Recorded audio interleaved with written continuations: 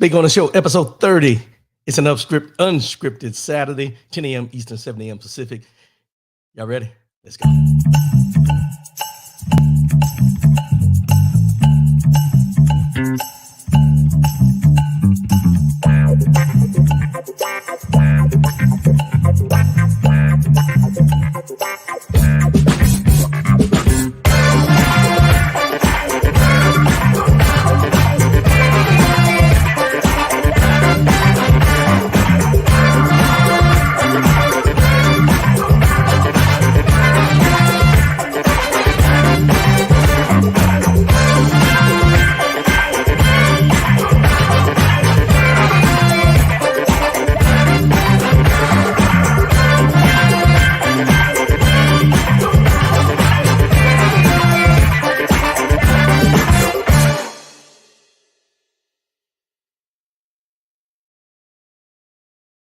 Good morning, good morning, good morning. It's your boy R.W. Coolin. Speak on the Show. First and foremost, giving out to the guy who allows me to come to you in this manner on a weekly basis. Got the good mornings coming in already. OT, good morning, my brother. Good morning. Appreciate your support. If Wheaton, good morning, sis. Good morning. Appreciate your support. Lady Michelle, good morning. Good morning. Appreciate your support. Saturday morning, y'all, 10 a.m. Eastern, 7 a.m. Pacific. Let's get these formalities out the way and get this show rolling. rwcoolins.com. That's the website. You can go there, follow, share. That's where you can find all the information, all the links for the Speak on the Show, and just rwcoolins.com. That's where you go. Follow the links. You get everything you need. All social media platforms are broadcasting live on YouTube and Facebook this morning. So if you go in through there, share it. Also, you can download the audio after the show on Spreaker.com or Apple iTunes. On Apple iTunes, it is under Speak on the Show. Everywhere else, R.W. Coolins. That's all you need to know. That's all you need to know. 844-904-2665. That's 844-904-2665. No matter what the situation is, let your voice be heard. All we ask, say what you mean what you say. Come in as friends, we leave as family. That's what we do here on the Speak on the Show every Saturday morning. Y'all can probably tell I'm excited this morning. I'm smiling. I'm happy. I'm in a good mood. You know, it's just one of them days you wake up and you're like, thank you for another day. Thank you for blessing me to see another day. Now let's see who I can impact today in their life. That's what it's all about. It's an unscripted Saturday, y'all. It's unscripted. And I got some information I need to pass on to y'all. But before I get started, I got a bone to pick. Well, first, let me go here before I pick this bone with y'all. We want to send our thoughts and prayers out to all those that were affected here in Las Vegas, down on the Strip. There were 8 people stabbed on the Strip the other afternoon. I think 2 passed away. I bring that up not because of the incident that happened or anything like that, but I bring it up because we have to be aware of our surroundings and the people that are within our surroundings. Not telling you to be scared to go out and be aware of the people that are around you, what's going on around you. Sometimes we get complacent when we get out there, we get familiar territory, and we tend not to be head on a swivel and paying attention to what's going on around us. Let's get back to, just being aware of what's going on in your surroundings and everything like that. Brian Hoodie, good morning. Good morning, my brother. Appreciate the support. Just be aware of what's going on around you. That's all I'm going to say. Prayers to those families that were affected by that. And, it's a sad state of affairs. We see these things go on, these mass shootings. Now you got people out here stabbing people. Be aware of your surroundings. Make it home to your loved ones every day. Sad state of affairs. Now, the bone I need to pick with y'all, and this goes out to all y'all. Y'all have allowed me to come into your whatever area you watch your show on every Saturday morning. Y'all have allowed me to do this for 10 years. 10 years. And the one thing I've been saying this year is the election, this midterm election, is November 3rd. I kept saying November 3rd. Ain't nobody chimed in to correct me. Ain't nobody said nothing. Y'all wrong for that. I done told y'all, if I say something wrong out my mouth, correct me. The election is actually November 8th. Now I got to, in defense, I got to let her know. I got to put her out there. My lovely wife, Pamela, has been correcting me for about 2 weeks. I thought it was November 8th. I thought it was November. I said, no, it's November 3rd. I'm standing on that. Y'all wrong. Y'all wrong. And I got to send my apologies to my wife because she corrected me. It's November 8th. November 8th is election day, is the midterm election. Y'all wrong. Y'all wrong for that. I done talked about November 3rd for how long now? And y'all ain't correct. Y'all wrong for that. I'm gonna let it go. I'm gonna let it go. Maybe y'all didn't feel y'all could correct me, which is wrong as well. Come on. November 8th, midterm elections. November 8th, midterm elections. But I kept, and see, this is how I can flip the script on you. I knew the election was November 8th. I told y'all November 3rd so y'all would be on time to cast your vote. November 3rd was a mirror, a smoking mirror. It's November 8th. But if you go November 3rd, you should be able to do the early voting. Keep that in mind. All I'm telling you is it's November 8th. Get out there, do your vote. I apologize for putting out that wrong information. Y'all need to correct me when I'm wrong about these things. We'll move forward from there. November 8th, midterm elections. And what we've seen this week, Herschel Walker. Herschel Walker. Now I'm not going to get into the abortion part of it, what this woman says and what he is saying is not true, and what stance he is, that he's totally against abortion with no stipulations, no other, he's just against it totally is what his platform is on.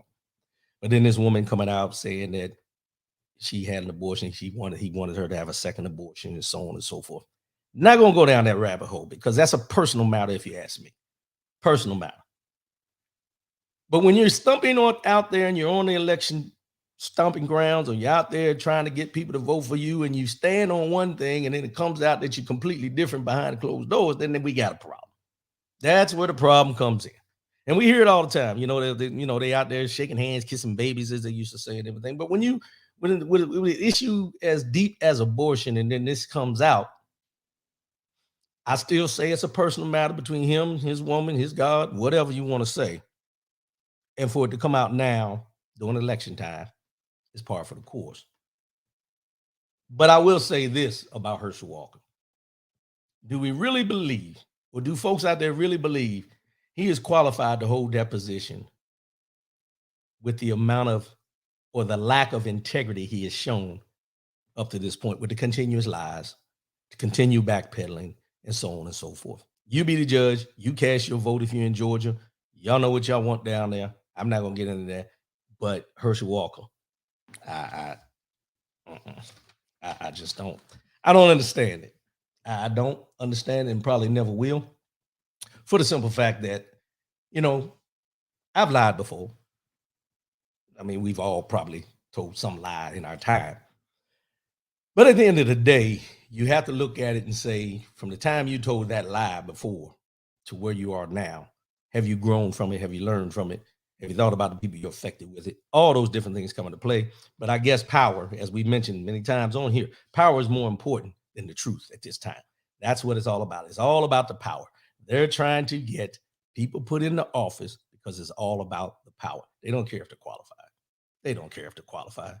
No how, no way. Case in point, let's transition. Classified documents.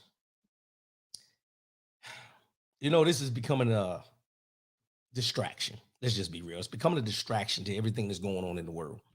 But you got these classified documents, and it just said that the Justice Department thinks Donald Trump is in possession of more government documents than they've already found. And this is in coordination with the NARA, with the National Archives Records Association, or whatever they call it. I can't remember. The NARA.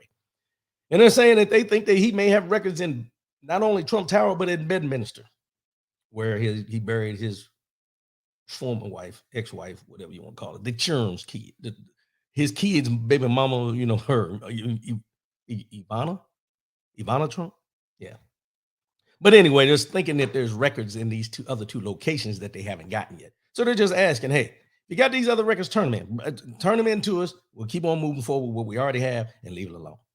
This week also, he said he wants 2 folders back, former President Donald Trump. One is a red folder marked as containing NARA letters and other copies that belong to the National Archives. And the second folder marked as containing NAR letters, 1 top sheet and 3 signing sheets. Also, there's 35 pages of documents titled "The President's Calls." He wants these back. He said these are a presidential privilege or something to that extent. You know, when you got to pick and choose what they can look at, what they can't look at, and things like that, then that means there's something nefarious going on in there. That's just my opinion. You take it how you want to take it. Take it how you want to take it. But this is getting to be a distraction from everything else we got going on with the people down in Florida with the hurricane that came through and everything else going on in the world, gas prices going back up and inflation and it's crazy. Y'all excuse me, I got my allergies going. But we got to keep watching this, find out what's going on, find out if, and this is my big interest in it. I don't care about all the documents, anything. There's classified documents in the yes. My biggest question and my biggest concern is the fact that they said that there could be nuclear documents in there or something dealing that could sell us out to another country or whatever. That's my biggest concern. If this president decided to keep those records or sell those records to somebody else, each and every one of you out there, whether you're a Trump supporter or not, should be concerned about this as an American citizen. Just saying. Whether it's our secrets, whether it's another country's secrets, if he sold those or if he's planning to sell those or if he had intentions to sell them, it should be a concern to every United States citizen, no matter what party you decide to side with. Just my opinion. And I also found something that really opened my eyes this week. Ted Cruz, which we talked about him last week. Ted Cruz came out in an interview in this new book that is written, but in sometime in there, he came out and said, he admitted that all 100 senators knew that Donald Trump committed an impeachment defense with the quid pro quo call to Ukraine. The first time he was impeached, all 100 senators knew he was wrong and he was guilty. But the Republican senators still chose to side with him because they wanted to stay in power. Let's recognize this for a minute now. Senator Ted Cruz admitted that all 100, however many Democrats, however many Republicans were on the Senate at the time, all 100, which is what they hold, all 100 knew that he had committed an impeachable offense when he did the quid pro quo with Ukraine. But they still chose not to impeach him because they wanted power. They wanted to stay in power. What does that tell you? What does that tell you? This is where I harp on this thing about the elections. And I harp on the thing about people that are sitting up there, because it's not about helping you or me or the normal everyday people. It's about having control and power. Control and power and being able to dictate what type of legislation they want to put in and who is going to benefit from that legislation. Case in point, as I transition to this, Trump officials removed $2.7 million of PPP fraud flags, 2.7 million PPP fraud flags from the largest corporations during his lame duck period. The PPP, Paycheck Protection Program, everybody knows they came out with this during COVID, during the pandemic, which was part of the CARES Act of 2020, was launched under former President Donald Trump in response to the COVID-19 pandemic and continued into Joe Biden's era. Some PPP loans were investigated by federal officials and flagged for potential fraud. 2.7 million of these loans were flagged for fraud. But according to to a project on government oversight, POGO report, released on Thursday, October 6th, the Trump administration eliminated an abundance of flags during its final weeks in office. That's what they call a lame duck period. Once Biden was elected as president and he was named as president, that time in there from then until the election, they called the former president a lame duck president because he's just there, really not doing anything. But here's how it goes. Truth Out Sharon Zhang reports that according to Pogo's report, Small Business Administration officials eliminated 2.7 million flags between December 2020 and January 2021, as the administration was in its lame duck period. Special preference. Now, I want you to listen to this, and this will just give you an idea on why they keep supporting Donald Trump, no matter what he does, nefarious acts or anything. Special preference was given to the largest loans, which often also went to the largest corporations. On January 16th, 2021, 4 days before President Joe Biden's inauguration, Trump's Small Business Association wiped 99% of special review flags. 99% of the flags that were up for review, they had flags on these loans that were given out to people. 99% of the flags were wiped clean. And these loans, which were given out to every loan above $2 million for separate investigative purposes. $2 million and above, 99% were wiped out. Think about this now.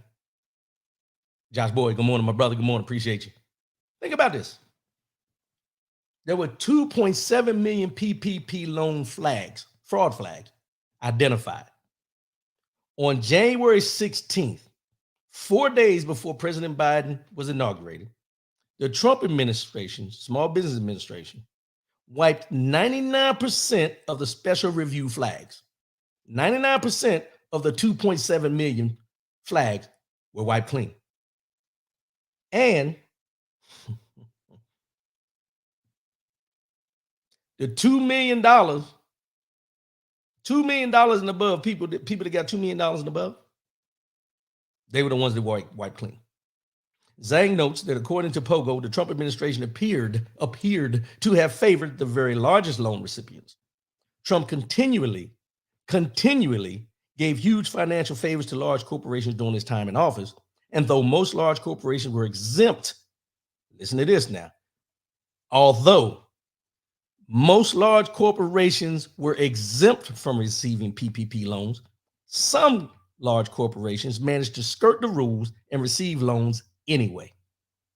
Out of the $800 billion given out in the program, flag loans accounted for at least $189 billion. Out of $800 billion, $189 billion were flagged.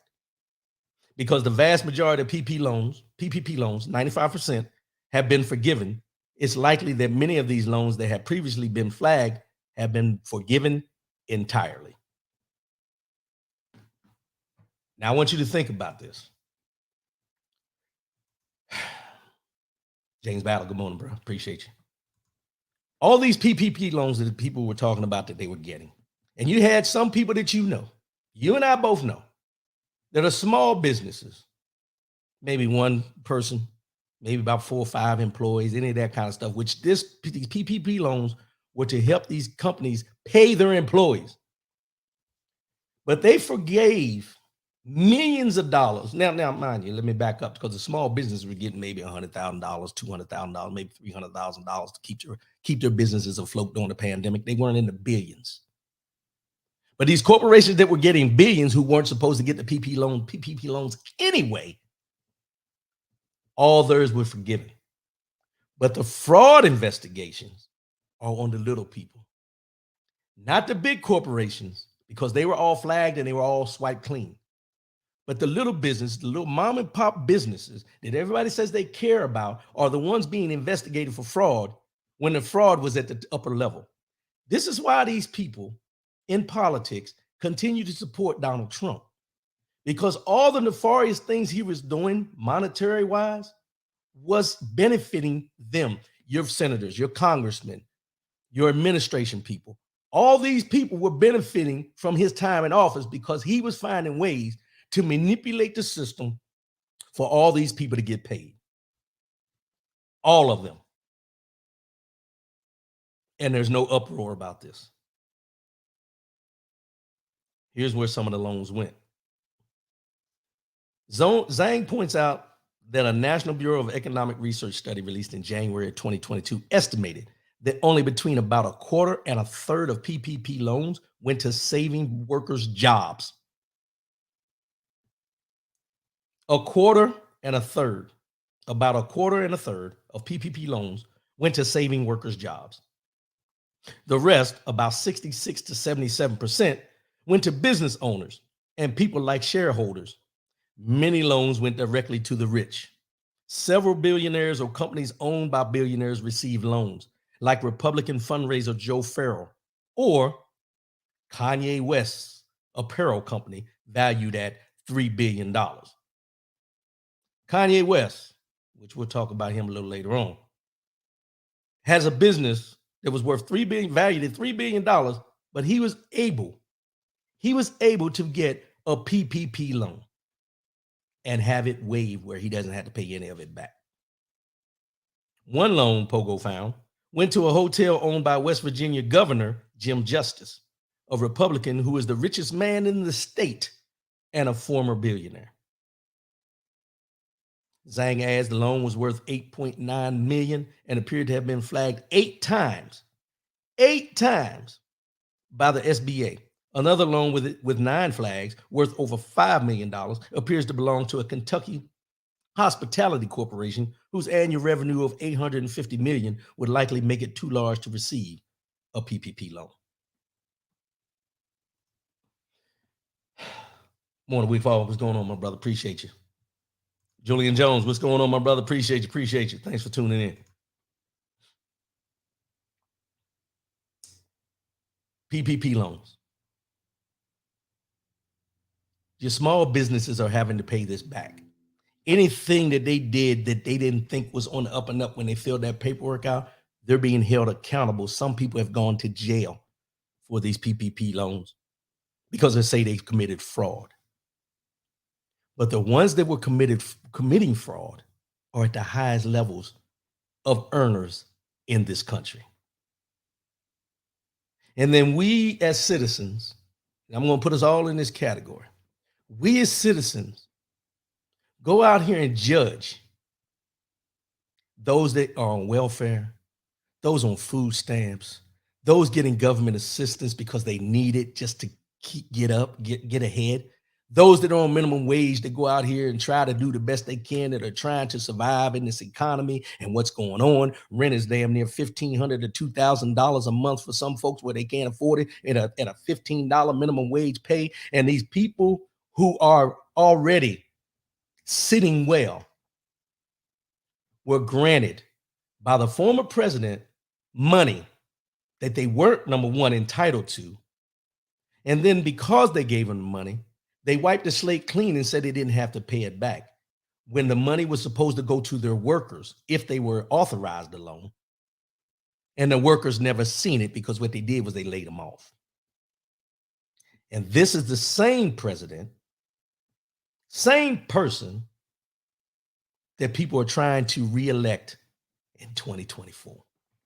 These are the same senators and congressmen who sit up there and put in for these loans and got money from them, that are asking you to reelect them for the midterms on November 8th.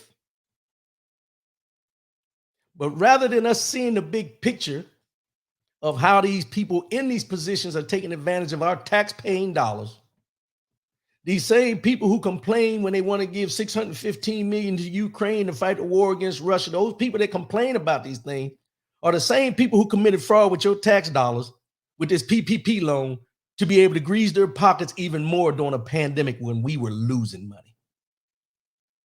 And then you have to ask yourself, I don't care if they're Republican, I don't care if they're Democrat, they're crooks.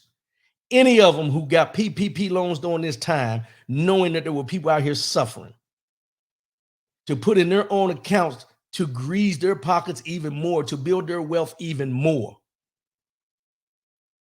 They ought to be ashamed of themselves. And you ought to be ashamed of yourself if you haven't done enough research to find out who these people are that are taking advantage of your hard-earned taxpayer dollars that you have to pay, while they pay pennies on the dollar for the taxes because of the former president taking care of those wealthy. This should let you understand why.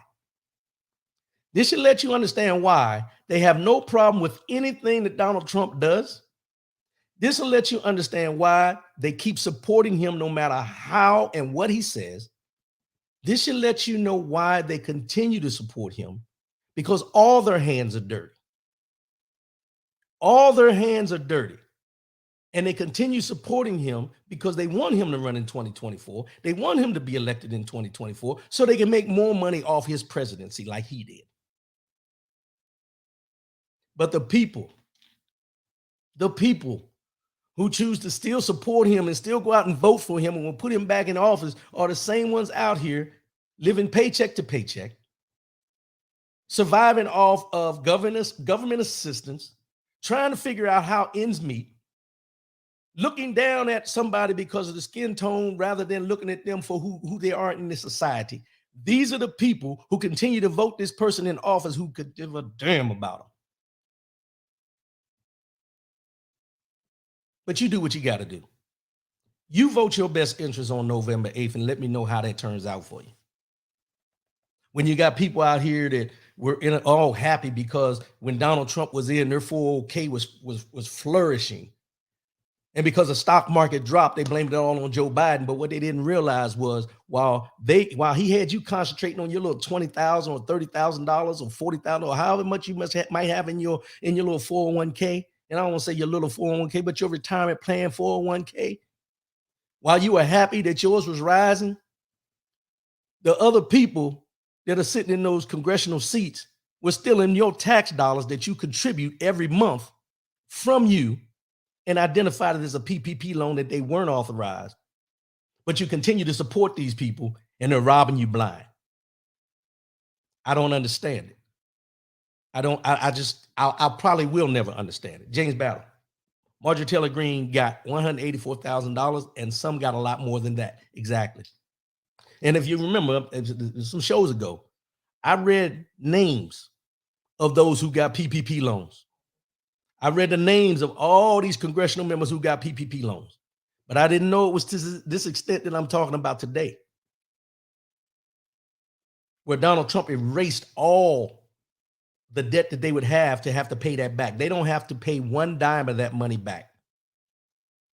But they're going after these small businesses that may have made one mistake or may have said rather than 10 employees, they put 11 employees, and they're getting them from fraud and making them pay it back plus consequences.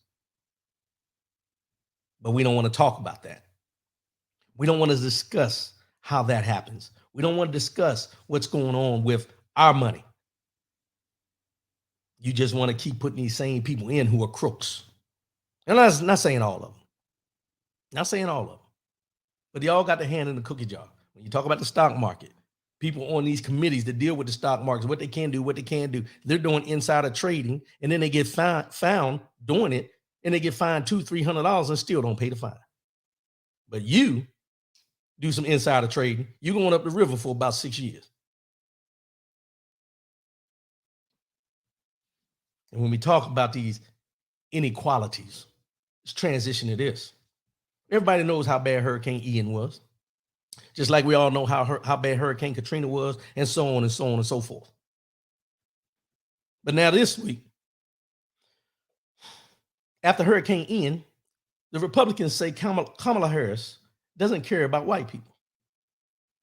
I don't know how they got this conclusion from what she said, but let me read what she said first. Vice President Kamala Harris used the word equity at a Friday's Democratic National Committee Women's Leadership Forum in Washington in a long and thoughtful response to a long and multi-pronged question from a moderator about hurricane recovery, climate legislation, and the world's poorest countries disproportionately suffering from the richest countries' emissions. She started off like this. She said, this is Vice President Harris now. I'm going to unpack that question, Harris said at the start of a nearly 5-minute response. The vice president accurately stated that our lowest income communities and our communities of color are most impacted by these extreme conditions, talking about the hurricanes.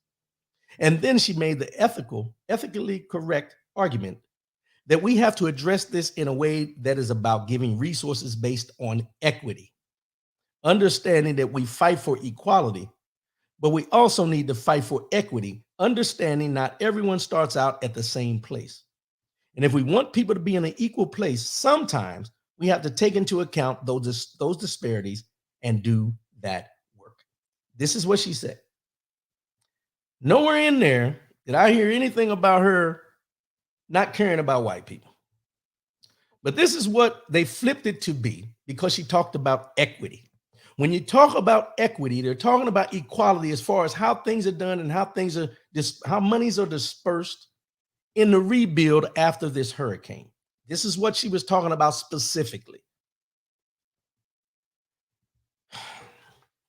And the Republicans quickly bounced back with the lie that Vice President Kamala Harris and the Biden administration plan to settle some racial scores by denying white people hurricane relief dollars.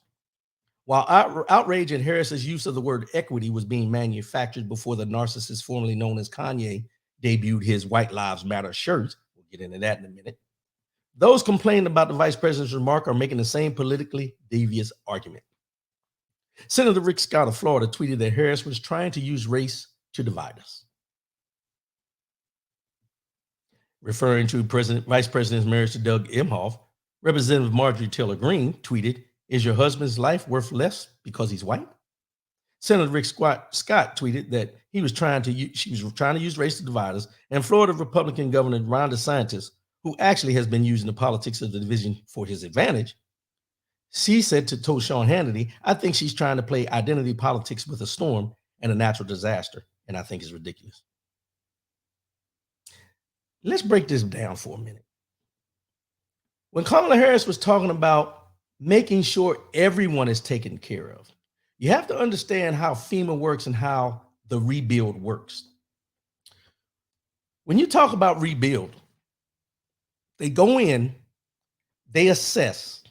If your home was torn down from this hurricane, your insurance, FEMA, they're going to rebuild your home in the same capacity that it was. If you're not as fortunate to have a home and you were in an apartment, or your home was not worth the amount of money, depending on the location of your home is not going to be rebuilt to the standards of what those other folks were built, which is where equity comes in. If you understand this. In most cases, when these things happen, there is no equity. They go by the haves and the have-nots. If you had a home that wasn't worth a lot, you're probably not going to be rebuilt. But if your home was worth a lot, they're going to rebuild. These are certain communities that they take preference over rather than others, which is why she used the word equity and equality. They took it to the point of saying that she's more concerned about taking care of the blacks and she hates white people. But they weren't in the uproar when Kanye West said George Bush don't like black people during Katrina, when the same thing was going on as far as equity and making sure the people that were involved in Katrina, the hardest hit areas, which were majority African-American locations, were taken care of in the way they do tornadoes in Kansas and Oklahoma and places like that. That's all it's about. Sociologically, that's what Harris critics are demanding. They want the same socioeconomic disparities that existed before a storm to exist after it. To put it another way, they don't want the government to use the occasion of a storm to in any way decrease the advantages the white and relatively wealthy have over their counterparts. But what DeRazzo and other researchers before him have shown is that the government's response to storms doesn't just leave disaster areas with the same levels of inequality they had, it increases them. DeRazzo says a big problem is that the federal government focuses more on the amount of damage than on the level of need. They focus more on the amount of damage than the level of need. Junior Howell, a co-author of a 2018 report called Damage is Done, the longitudinal impacts of natural hazards on wealth inequality in the United States, said in a 2020 speech to the National Emergency Management Association that FEMA's focus on restoring properties to wholeness, but not people to wholeness, has the effect of benefiting property owners and causing those who don't own property to fall further behind. Let that marinate. That's what Harris's critics are demanding. They want the same socioeconomic disparities that existed before a storm to exist even after the storm.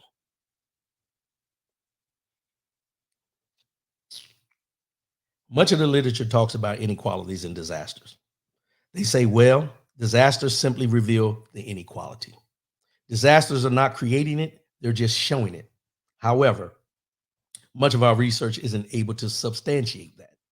The 2018 study, which Howell wrote with James R. Elliott, said, results indicate that as local hazard damages increase, so does wealth inequality, especially along lines of race, education, and home ownership. At any given level of local damage, the more aid, listen to this now, the more aid an area receives from the Federal Emergency Management Agency, the more this inequality grows. The more aid that an area receives, the more inequality grows.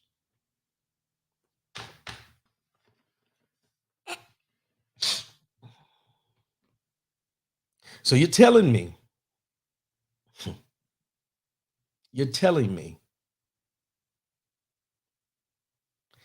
that those that don't have, no matter what they lost, should continue to not have. And those that may have should get that plus on the backside of a disaster. No equality taken into account.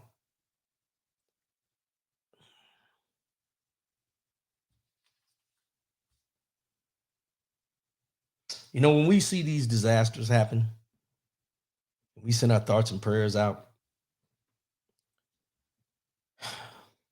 Have you ever noticed? This is just an observation on my part. If you look at the footage that they're showing in Florida over the last, when it first happened and up to now, what do you see? From my visuals and what I've seen, is I see them showing all these boats that people have owned, all washed up on shore, mangled, all up on top of each other and things like that. The only time you see the lower income communities being shown is when they're wading through the water, trying to get to safety, or being rescued by a boat, or being up on a roof. Those are the images we see for the less that don't have. But what you see from those that do have is their material things stacked up, their cars, Porsches, whatever they own, flooded. These are the visuals you see when it comes to them compared to those that don't have. Why? Why is that?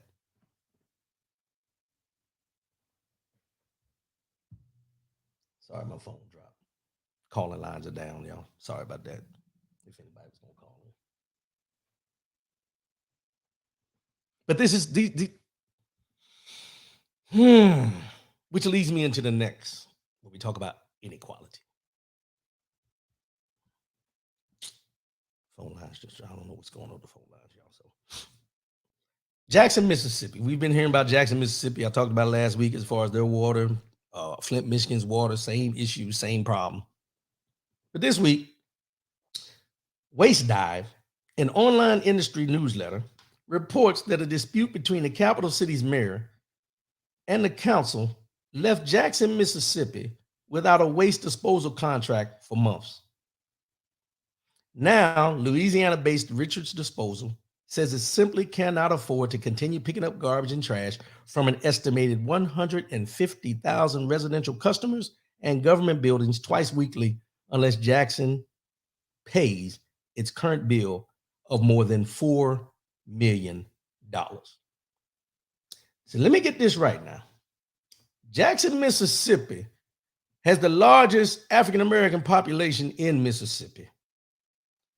They just went through a water crisis where, the water is bad. They couldn't drink the water. They had to boil the water. It was coming out looking like brown mud and everything else. They're still dealing with that. And then in the meantime, $4 million behind on paying the disposal company that picks up the trash throughout the city for 150,000 residential customers and government buildings twice weekly. And they're $4 million in the hole. And that bill is just for garbage service from April through August. And nobody in the Jackson, Mississippi government has taken the time to pay this bill, let alone worry about the water. Richards, who owns the disposal company that's been filling in that they owe $4 million to, sued in federal court this summer in an effort to get paid. Waste Drive says that Richards has been picking up trash unpaid since April. Mayor Choki Antar Lamont, whoever that is, thanked Richards and its 70 local employees for continuing to provide service unpaid during a Thursday press conference. A city news release says the last day of Richards' garbage pickup would be Saturday, which is today. Residents were advised. Now, listen to this for a minute. I want you to really listen to this because they're not picking your trash up. They're not picking your trash up after the day. Whatever they pick up today, that's it. Because they're $4 million in the hole. Not no fault of yours, because I guarantee the residents are still paying their bill as far as the garbage pickup. But they haven't paid the provider of the service. And they're telling the residents this, and I quote,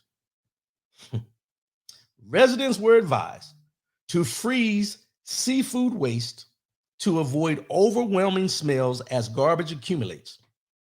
Jackson is trying to figure out locations where residents can drop off their garbage. So because the city government of Jackson, Mississippi is behind $4 million as far as paying a service, the residents like you and me are being told not to put your garbage out. Take your whatever seafood you have, rather than throwing it in the garbage because of the smell, put it in the freezer. So they want you to take your garbage that you consider garbage and put it in the freezer rather than putting it in the trash can that they're supposed to pick up because they have failed to pay the money for the service. In Jackson, Mississippi, which is one of the most impoverished cities in this country. And people get in an uproar when you talk about inequality and equity. Wow. So you want me to freeze trash because you haven't done your job. On top of the fact, Mississippi as a whole is where this welfare fraud has gone on with Brett Favre and all those people for $77 million of misspent welfare funds. But the rich got richer and the poor, and I don't want to call them poor, but the people of Jackson, Mississippi are required to put their trash in the freezer.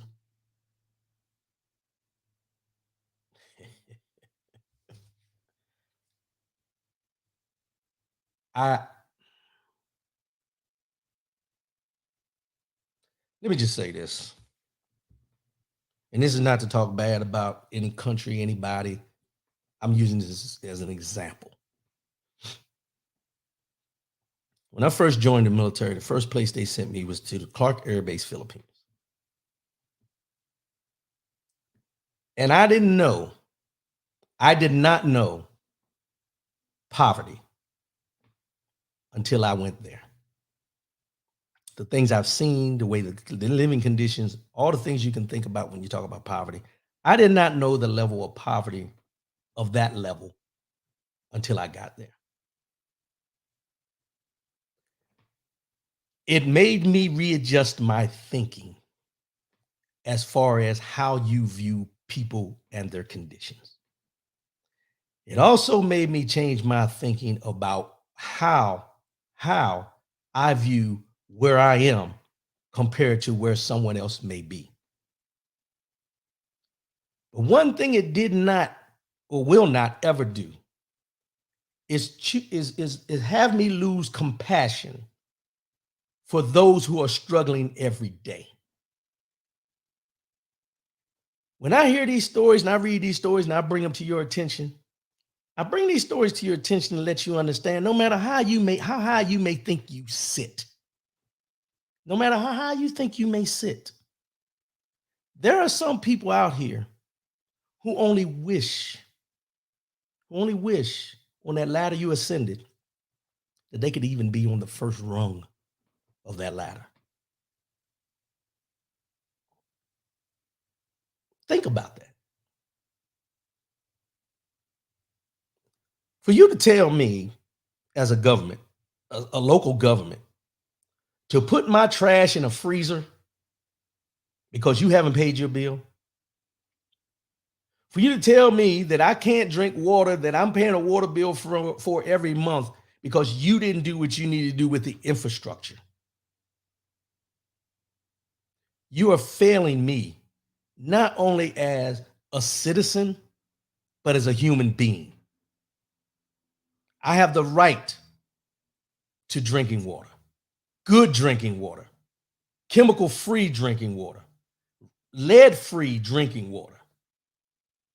I have a right to have my trash picked up just like the suburbs do every or twice a week, without having you tell me to put my trash in the freezer, where you would never tell those people in the suburbs to make alternative plans to put their trash in a freezer. You would find a way to pick their trash up in spite of the fact that you haven't paid your bill. That's all I'm saying. When you look at the big picture, this is where the inequality and equity comes into play that Kamala Harris was talking about, that they tried to flip it and saying that she doesn't like white people. When you go against racism, you'll be called all kinds of names. You'll be judged differently. You'll be looked at differently. People will call you all sorts of things. Stand firm in it. What you believe and what you know to be true, don't waver from it. Don't waver from it. It just, I don't understand it, y'all. I don't understand it.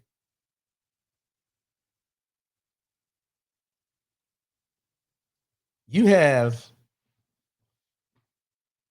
people with racist views. They were in an uproar because Lizzo, and everybody knows Lizzo, the artist, played the flute, a crystal flute that was gifted to James Madison, the fourth president of the United States. During his second term, he was gifted this crystal flute by someone from France. But the flute is 200 years old. It is kept in the Library of Congress. And Lizzo was allowed by the Library of Congress to play this flute. And there are people in an uproar because she played the flute at a concert where the Library of Congress brought the flute to her at her concert. Now, well, let's back up. First, she seen the flute at the Library of Congress. She played it there.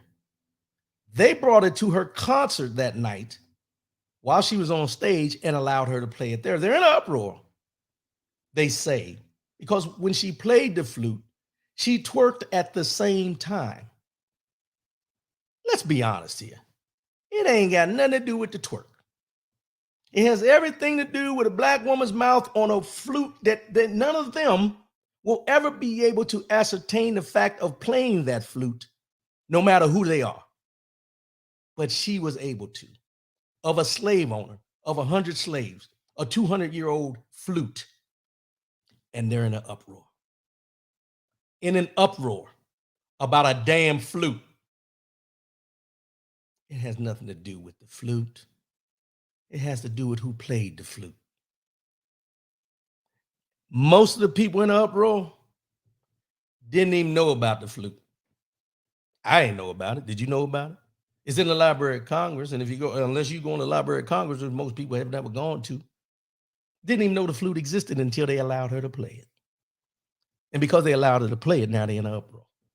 Not in the uproar that this crystal flute was gifted to a slave owner 200 years ago, but in an uproar because a black woman who is a classically trained flautist, as they call it, was allowed to play this flute. But there's no racism in the world. James Battle, this is why I despise people like Kanye West. He would never help those people in places like Jackson, Mississippi. They made him by buying his music merchandise. Now he gets a PPP loan and they get water that kills them. I would never purchase anything that he has anything to do with. I appreciate that, James Battle. And let me say this, man. I've talked about him many times on this show in the past.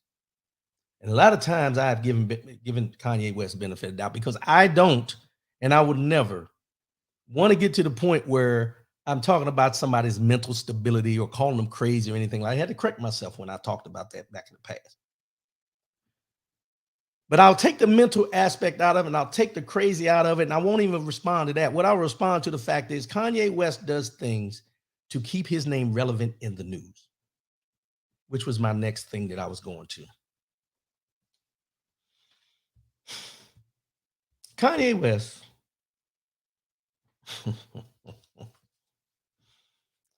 was doing a fashion show in Paris and had on a shirt that says White Lives Matter.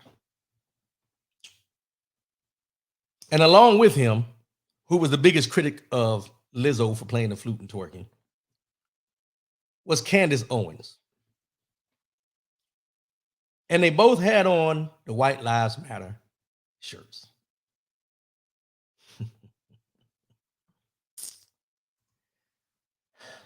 Lin Sue, good morning, my brother. Good morning. Appreciate your support. I will start out with this. I don't care what type shirt you wear. I don't care what your shirt may say on it. I really don't. I really don't. But what I do care about is when you choose to do something like that to try to minimize something like Black Lives Matter. When you do something for shock value, not for a purpose, but for shock value, and then get on an interview with Tucker Carlson, who, if you think about it, why would Tucker Carlson want to interview Kanye West? He interviewed Kanye West to sensationalize him wearing the White Lives Matter shirt. He interviewed him to show how ignorant some of us can be in the defense of what we are and who we stand for as a people, the ignorance of how some of us that are embedded within our race will sell out to the highest bidder. And I don't like to call people sell out, but this is specific at this particular time. Kanye West has been arguing with Adidas. He's been arguing with Gap. He's been arguing with anybody he's ever been in business with. He comes out of his mouth and he talks about the white man this, the white man that. This is the same person that says slavery was a choice. But there's people out here in the music industry, friends that he had in the music industry, the Dame Dash, the Jay-Z, the John Legend, and all these different people, the Dave Chappelle's, all these different people who were friends with him, who flew out to Montana to make sure he was all right when he was having a mental breakdown per se, when he was dealing with some other things and everything like that. But they still keep supporting these same actions from this man.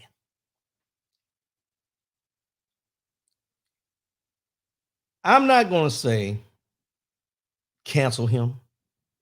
I'm not going to say, to hell with Kanye West and he's this, he's that. Not going to get into that. But what I will say is, why do we keep paying attention to Kanye West? We know when he ran up on that stage and said George Bush don't like black people. When he ran up on the stage and took and interrupted Taylor Swift's win when she won over Beyonce, when he ran up there and said she should have won, Beyonce should have won, Taylor Swift shouldn't have won. The African-American community, a majority, supported him in those two instances. But as time has gone on, we've understood and realized that Kanye West does things not for the good of the people, but for what Kanye West feels best for him. And when you see him go up here and he putting up this thing and talking about White Lives Matter and said his father called him or texted him and said White Lives Matter, LOL, and said all these different things about, he did it for shock value and all these type things. Nah, bruh. No. What you're doing is minimizing the fight and the struggle of all those before you who have allowed you. Their sacrifice, their blood, sweat, and tears have allowed him to be on the stages that he's on, have allowed him to be in front of, be able to get on a microphone in front of people on a worldwide voice and say ignorant stuff. Let's just be honest. But at the same time, he steps on their necks every time he does ignorant stuff like he does. When he's the quote unquote was running for president. Come on. Come on. I don't understand it. Probably never will. Because I don't have the mind of a Kanye West. I don't have the mind of a Candace Owens. I don't do things for profit. I don't sell myself out just because I want to make money or I want to be seen. Most of us can't even grasp the understanding of selling out who we truly are to a vision of what we want, what we think those people want us to look like. We can't fathom it. And the reason we can't fathom it is because we don't chase that fame like that. We don't chase that. And the reason we don't chase that is because we're chasing something bigger. We're chasing freedom. We're chasing equality. We're chasing equity. We're chasing the dream that was forbidden for us to have for so long that we don't have time.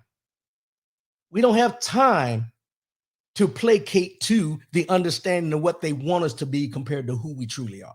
We don't have time for that. We don't have the time. Billy E, Easy E, good morning, bro. Appreciate the support. Tommy Doris, appreciate your support, my brother. I don't understand it, and I probably never will, because here's the thing that I know to be true. Many of us in our time and in our travels, workplace, relationships, have met a Kanye West and a Candace Owens one way or another. And what we did within that situation, in most situations, we chose to ignore the tactics. We chose to ignore what they were doing and move on with our lives because we knew that whatever they was doing was not beneficial to what we're trying to achieve. I would tell you use the same thing when it comes to these people right now.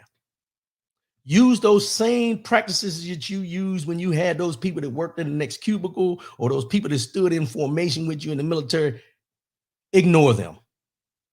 Let them fall by the wayside. Don't get caught up in the fact of calling them coons and sellouts and Uncle Toms. Let that go. Be bigger. Keep your eyes focused on what you're trying to do for you and yours, and let them be the damn do the buffoonery, tomfoolery that they continue to do. Because what will happen in the end, they'll be exposed for the hypocrites that they are. Because one thing we know to be true as African Americans, they all come home eventually. They all have to come home eventually. And I call it, and y'all excuse me for saying this, but I'm just going to say it. I call it the Negro wake-up call. The Negro wake-up call will not come by phone. It won't come any way that you think a normal call will come.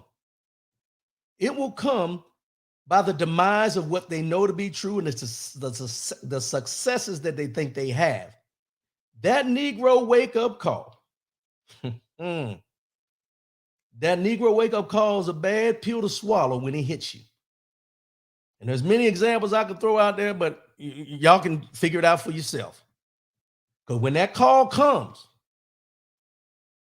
and they come back and we're expected to greet them with open arms, like we always do, because that's who we are as a people. We accept them for who they are as a people and say, oh, they just went astray.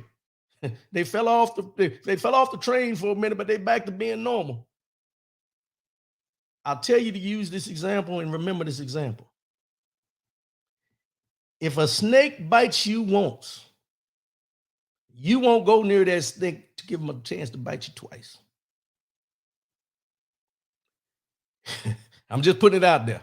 It's the most simplest, but the most real thing you can ever think about. If a dog, if you walk past a fence all the time, and that dog is behind that fence barking like it's going crazy, but you still have to walk that route every day. The day that dog gets out and bites you, I guarantee you won't walk that route no more. not because of the fear that that dog will bite you again, but because of the fact that you understand that that dog has no care for who you are, no matter how many times you walk past that fence, no matter how recognizable you may be, that dog is going to be a dog. And if he gets the opportunity to bite you a second time because you still chose to go that way, shame on you. A lot of people will say, why should I have to change my route? You're not changing your route. What you're doing is saving your humanity, preventing yourself from being disgraced, preventing yourself from being thought of less than because there's a damn dog chasing you every time you walk down that street. Decisions. You make decisions for your best benefit, not out of fear. Think about that. Let that marinate. Sorry, y'all. I didn't mean to go that way, but it just went that way. These things happen. These things happen. I don't. Let's get into this.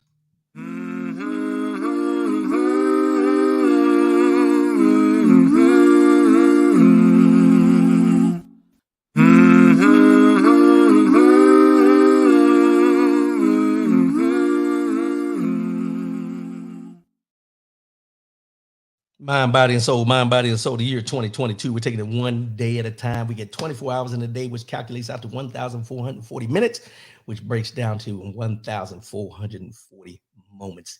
Enjoy each and every moment for what it has to offer. Today's Mind, Body, and Soul is a quote from Oprah Winfrey.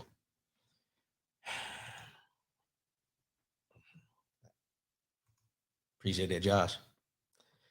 Oprah Winfrey. And the quote says this: the more you praise and celebrate your life, the more there is in life to celebrate. The more you praise and celebrate your life, the more there is in life to celebrate. You know, I brought this phrase, I found this quote, and I thought about this in depth on how I would approach this. And the best way to approach it is when we think about us as individuals, we tend to celebrate everyone else. We tend to celebrate the accomplishments of other people. We throw parties for other people. We do this, but we don't tend to celebrate ourselves as much as we should. Everybody that knows me knows that each and every year I'm going to celebrate my birthday. I don't know about you. I would encourage you to do it. But if you don't, you don't. Some people don't do it because they don't, they feel like they're getting older. There's nothing to celebrate. I celebrate every birthday because I look at it as another year that the Lord has blessed me to be on this earth breathing, just like I celebrate each and every day I wake up, as we talked about on the anniversary show, where I find my peace. But I'll charge each of you out there today is learn to start celebrating you. Learn to, and this is not celebrating to the point of becoming arrogant. It's not to the point of becoming standoffish against other or you're better than somebody else. Celebrate you for you. Celebrate your accomplishments. Celebrate the trials and tribulations. Sit down for a minute. Sit down for a minute. One day, just anytime. Just sit down and think about all the things you've been through in your life.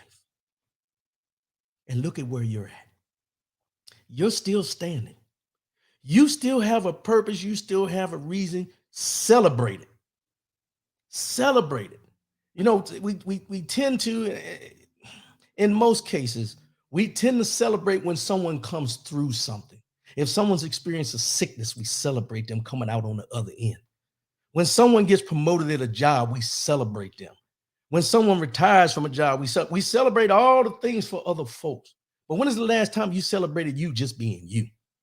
When have you celebrated the fact of how good you are as a provider for your family? When have you celebrated the fact of you're a provider and you do everything that's required of you to take care of what you need to take care of each and every day? See, we take these things for granted where, as OT mentioned on the anniversary show, he was giving me my flowers as far as the 10-year anniversary for this show. And I appreciate that. But we shouldn't have to wait for other people to give us our flowers. We should be out there picking our own flowers. Sometimes we have to pump ourselves up, give ourselves that celebration to recognize what we've been through, how far we've come, and who we have become, rather than only wanting to hear it from other folks. Look in that mirror and tell yourself, I made it.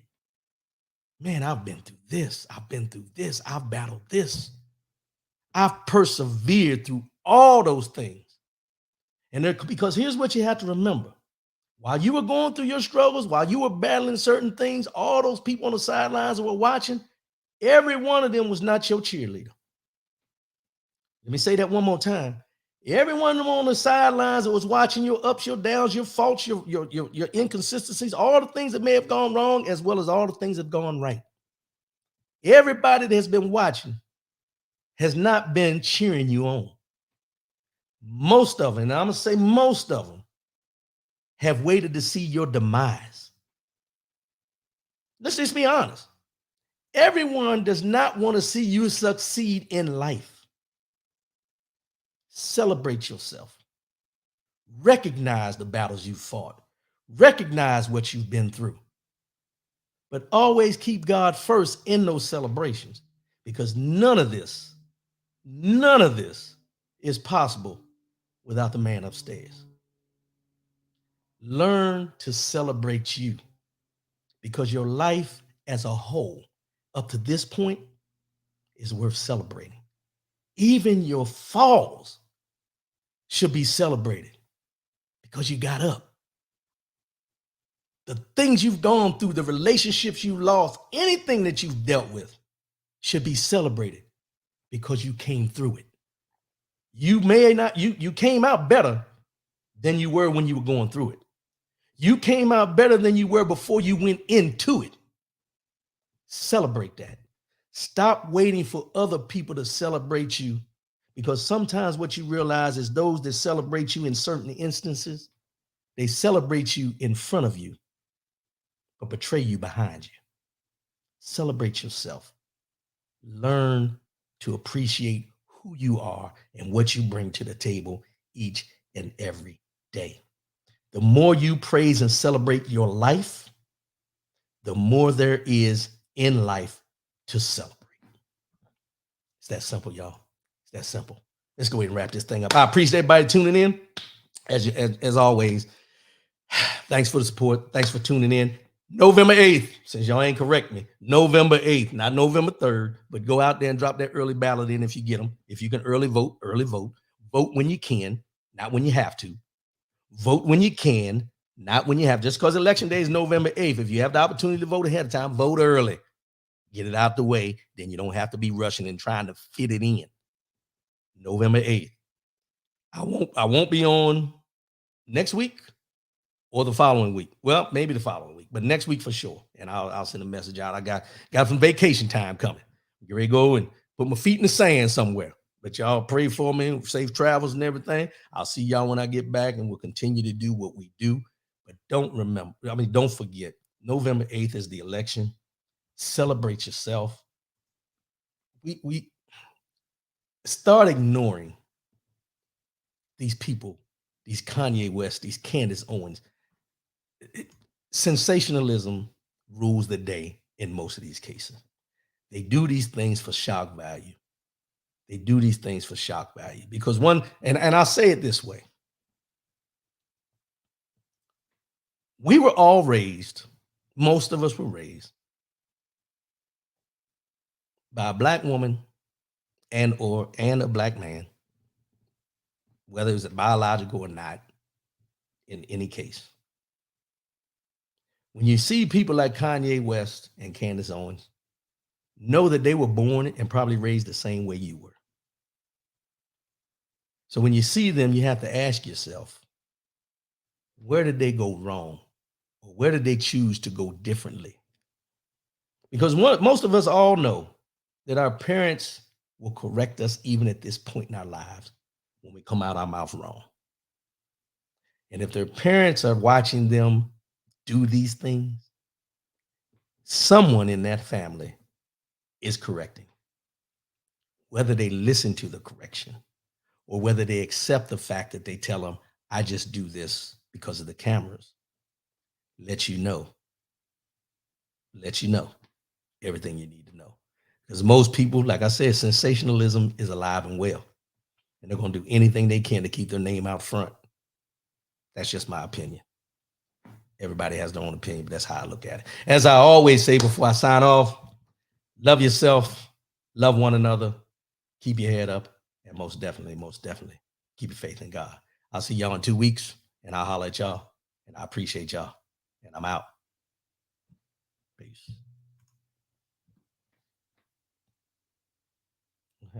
You didn't want to play today, huh?